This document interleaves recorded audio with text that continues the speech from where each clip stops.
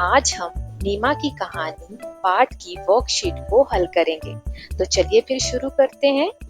पाठ के अभ्यास के पहले भाग में हमें 4 प्रश्न बातचीत के लिए दिए गए हैं। इन सभी 4 प्रश्नों को हम एक एक करके हल करेंगे। तो पहला प्रश्न दिया गया है, वह है नीमा की दादी घर पर ही क्यों रहती हैं? तो जैसा कि हमने पाठ में देखा था, अगर आप लोगों ने अभी तक पाठ की वीडियो नहीं देखी है तो मैंने आई बटन में लिंक प्रोवाइड कर दिया है और डिस्क्रिप्शन में भी लिंक है। आप वहां पर जाकर पाठ की वीडियो देख सकते हैं, जिससे कि आपको पाठ क्लियर हो जाएगा। तो नीमा की दादी घर पर ही क्यों रहती हैं? पाठ के आधार पर इसका उत्तर हम लिखेंगे। चलिए उत्तर देखते हैं। तो इसका उत्तर होगा, नीमा की दादी घर पर इसलिए रहती हैं क्योंकि वह बूढ़ी हो चुकी हैं और उनके घुटनों में भी दर्द रहता है। तो ये इसका उत्तर हो गया, क्योंकि नीमा की दादी के घुटनों में दर्द रहता है। ये हमने पाठ में भी देखा था। नीमा कई बार जब स्कूल से आती थी तो उसकी दादी तेल से अपने घुटनों की मालिश करती होती थी, क्योंकि उनके घुटनों में दर्द रहता था। तो ये हो गया पहला उत्तर। अब दूसरा प्रश्न देख लेते हैं। मैदान में जाकर दादी ने क्या किया होगा? तो जैसा कि हमने पाठ में देखा था, नीमा अपने साथ दादी को भी मैदान ले जाती है। तो हमें ये बताना है कि दादी जब मैदान में गई होंगी तो उन्होंने क्या क्या किया होगा। तो चलिए इसका उत्तर देख लेते हैं। मैदान में जाकर दादी खुली हवा में घूमी होंगी और बच्चों को खेलता देखकर खुश हुई होंगी, क्योंकि मैदान में बहुत सारे बच्चे खेल रहे होते हैं। तो उनको देखकर दादी खुश हुई होंगी। उन्हें वहां उनकी उम्र के लोग भी मिले होंगे और उनसे मिलके उन्हें बहुत खुशी हुई होगी। तो इस तरीके से आप अपना आंसर कर सकते हैं। तो अगला हम देख लेते हैं प्रश्न। तो तीसरा प्रश्न है, नीमा कहती है मैं 5 बजे खेलने जाती हूँ पर 10 मिनट में ही 6 बज जाते हैं। तो क्या आपके साथ भी ऐसा होता है? जी हाँ। तो चलिए इसका उत्तर देख लेते हैं हम। हाँ, मेरे साथ भी ऐसा होता है। क्यों? क्योंकि जब भी हम अपने मन का कार्य करते हैं या अपनी पसंद का कार्य करते हैं तो समय जल्दी बीत जाता है। तो इस तरीके से आप अपना आंसर करेंगे। तो चौथा प्रश्न है, आप स्कूल से घर जाकर अपना समय कैसे बिताते हैं? जैसा कि हमने पाठ में देखा था, नीमा स्कूल से आके क्या क्या चीजें करती हैं, तो इसमें हमें अपने बारे में बताना है। तो चलिए इसका उत्तर देख लेते हैं। हम स्कूल से घर आकर हाथ पैर धोकर खाना खाते हैं। उसके बाद स्कूल में जो भी चीजें होती हैं वह परिवार वालों को बताते हैं। शाम को थोड़ी देर बाहर खेलते हैं, अपने स्कूल का कार्य करते हैं और फिर रात में खाना खा के जल्दी सो जाते हैं। तो इस तरीके से बातचीत के लिए चारों प्रश्नों को हमने हल कर लिया है। अभ्यास के अगले भाग में हमें नीचे दिए गए प्रश्नों के उत्तर लिखना है। तो हमें 3 प्रश्न दिए गए हैं, इनका उत्तर लिखना है। तो चलिए शुरू करते हैं पहले प्रश्न के साथ। पहला प्रश्न है, इस कहानी में कौन कौन है? और हमें 2 फिल इन द ब्लैंक्स दिए हुए हैं। तो हमें बताना है कौन कौन है। ये बहुत ही आसान प्रश्न है। इस कहानी में नीमा और उसकी दादी है। तो ये हो गया हमारा पहला उत्तर। तो दूसरा प्रश्न है, नीमा स्कूल की बातें अपनी दादी को बताती है। आप स्कूल की बातें किसे बताते हैं? यह प्रश्न आपके लिए है। तो यहाँ पर मैंने अपने हिसाब से उत्तर लिखा है, मैं अपने स्कूल की बातें अपनी माँ को बताती हूँ। आप यहाँ पर जिससे भी स्कूल की बातें शेयर करते हैं उसका नाम लिख सकते हैं।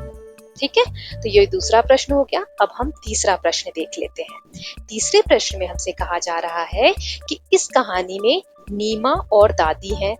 न और द से शुरू होने वाले कुछ शब्दों की सूची बनानी है, मतलब कि लिस्ट बनानी है। तो इस पार्ट में न से नीमा शब्द यूज हुआ है और द से दादी शब्द का उपयोग किया गया है।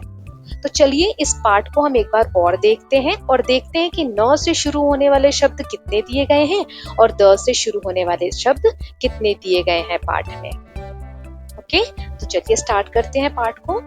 पाठ का नाम है नीमा की दादी। इस पाठ को पढ़ेंगे और नीमा और दादी इन 2 शब्दों को छोड़कर, क्योंकि ये 2 शब्द हमें प्रश्न में दिए गए हैं, इन 2 शब्दों को छोड़कर न या द से जो भी शब्द आएंगे उनको हम पढ़ते वक्त घेरा लगाएंगे। तो चलिए पाठ शुरू करते हैं।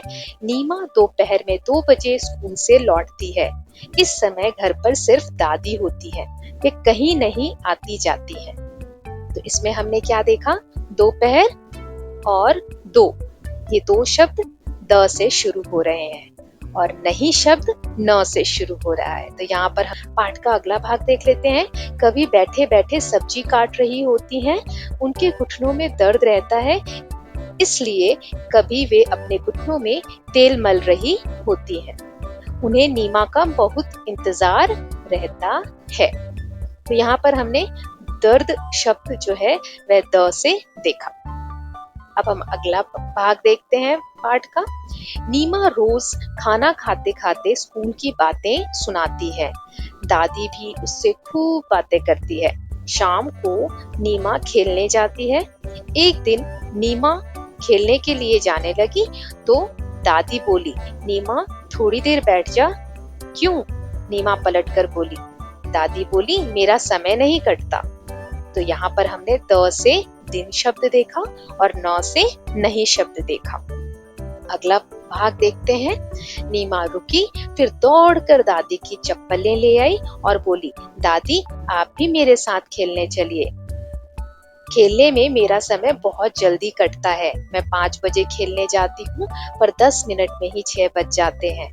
दादी जोर से हंसी, फिर वे दोनों खेल के मैदान की ओर चल पड़े। तो यहाँ पर भी द से हमें दो शब्द देखने को मिले, दौड़कर और 10।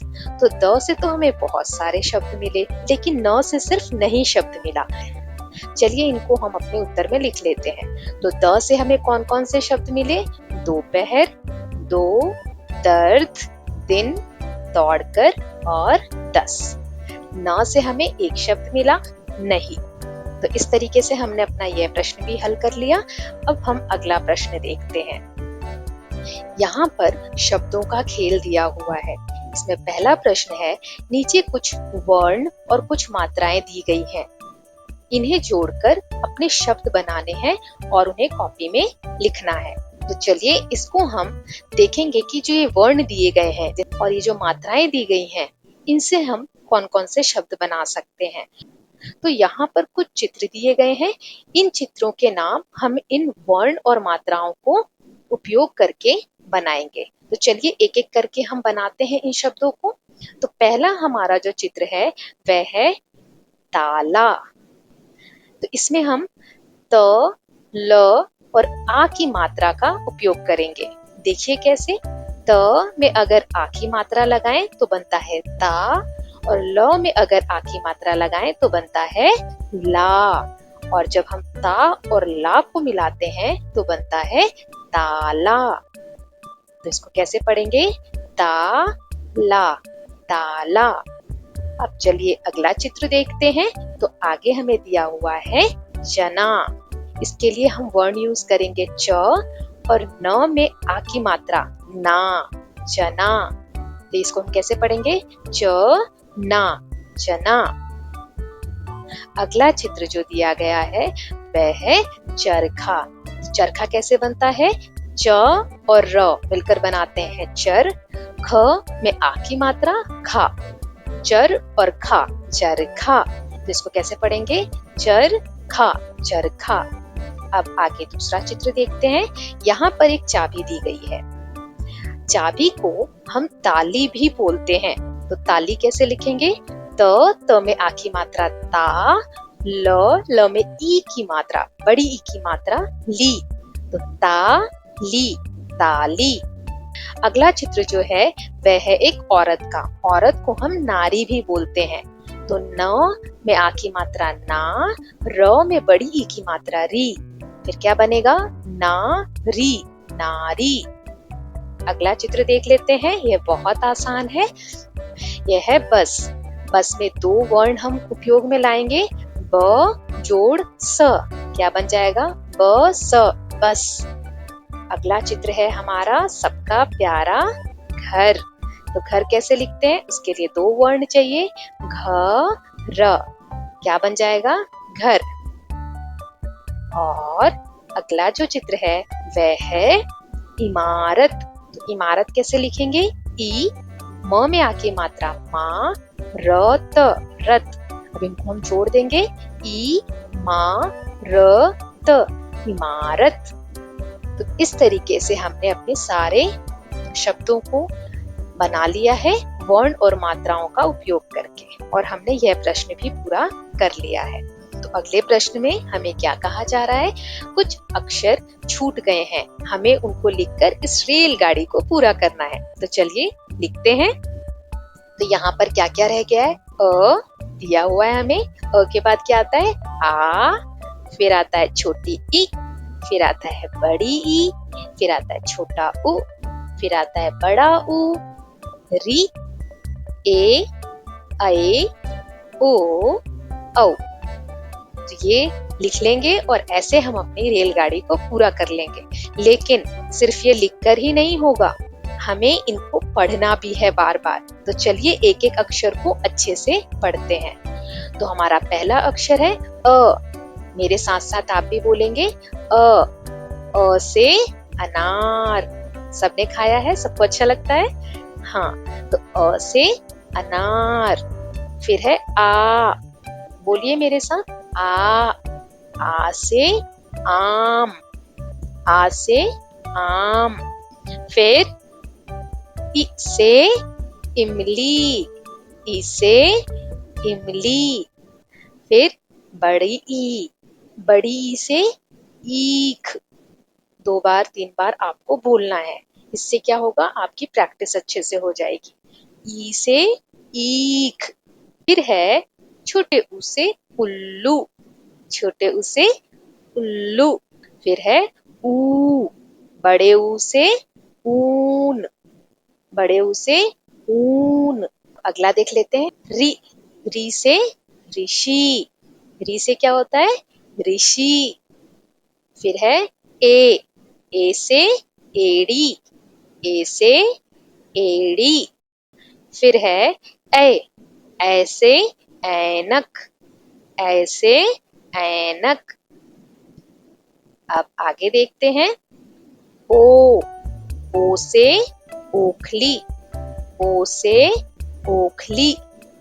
फिर है औ से औरत, औ से औरत। तो इस तरीके से यह जो रेलगाड़ी है, इसके सारे अक्षरों को हमने अच्छे से पढ़ लिया है। तो अब हम अपने पाठ का अगला प्रश्न देख लेते हैं। अगले प्रश्न में हमें कहा गया है कि इस कहानी नीमा की दादी में एक शब्द का उपयोग किया गया है, इंतजार। हमने देखा था नीमा की दादी उसका बहुत इंतजार करती हैं, तो इंतजार शब्द आया है इस पाठ में। तो अक्षर के ऊपर लगने वाली बिंदी, आप देख रहे हैं ई के ऊपर एक बिंदी लगी है, तो अक्षर के ऊपर लगने वाली बिंदी को अनुस्वार कहते हैं। क्या कहते हैं, अनुस्वार कहते हैं। नहीं अगर ये बिंदी होती तो ये इत्जार होता, इत्जार। इत्जार में जैसे ही ई के ऊपर बिंदी लगाई तो ये क्या बन गया, इंतजार। नहीं तो हम इसको क्या पढ़ते, इत्जार। ई के ऊपर बिंदी लग गई तो इंतजार हो गया। आइए ऐसे ही कुछ अन्य शब्दों को देखते हैं। तो ये 2 उदाहरण हमको दिए गए हैं, इसके बाद हमें खुद शब्द बनाने हैं अनुस्वार लगाने के बाद। तो अक्षर समूह में पहला शब्द है शक, शक। लेकिन अगर हम श के ऊपर बिंदी लगा देते हैं तो यह बन जाता है शंख। क्या बन जाता है, शंख। आपको मेरे साथ बोलना है बार बार। फिर है पतंग, पतंग, पतंग। लेकिन अगर हम त के ऊपर बिंदी लगाते हैं तो यह बन जाता है पतंग, पतंग। सबने उड़ाई है पतंग। अब 3 शब्द हमें दिए गए हैं करने के लिए, तो चलिए देखते हैं। तो हमें दिया गया है बदर, बदर। लेकिन चित्र किसका है, बंदर। तो हम क्या करेंगे, ब के ऊपर बिंदी लगाएंगे, बंदर। वैसे ही मदिर, मदिर। लेकिन चित्र किसका है, मंदिर। तो हम क्या करेंगे, म के ऊपर बिंदी लगाएंगे, तो यह बन जाएगा मंदिर। फिर अगला है अंगूर, लेकिन चित्र किसका है, अंगूर। तो हम क्या करेंगे, वेरी सिंपल, अ के ऊपर बिंदी लगाएंगे तो ये क्या बन जाएगा? अंगूर। क्या बन जाएगा? अंगूर। तो इस तरीके से हमने 3 शब्दों को पूरा किया। अनुस्वार लगाया, ब के ऊपर बिंदी लगाई तो बन गया बंदर, म के ऊपर बिंदी लगाई तो बन गया मंदिर, और अ के ऊपर बिंदी लगाई तो बन गया अंगूर। ठीक है, तो हमने अपने सारे प्रश्नों को हल कर लिया है। अगर आपको फिर भी कोई डाउट हो और कुछ समझ नहीं आ रहा हो और मुझसे कुछ पूछना चाहते हैं तो आप कमेंट बॉक्स में पूछ सकते हैं। और अभी तक अगर आपने पाठ की वीडियो नहीं देखी है तो मैंने यहाँ लिंक दे दिया है, आई बटन पे क्लिक करके आप वीडियो देख सकते हैं, या फिर डिस्क्रिप्शन बॉक्स में भी लिंक दिया हुआ है, आप उस पर क्लिक करके पाठ की वीडियो देख सकते हैं। Thank you for watching. If you like the video, please share the video and subscribe the channel for more such videos.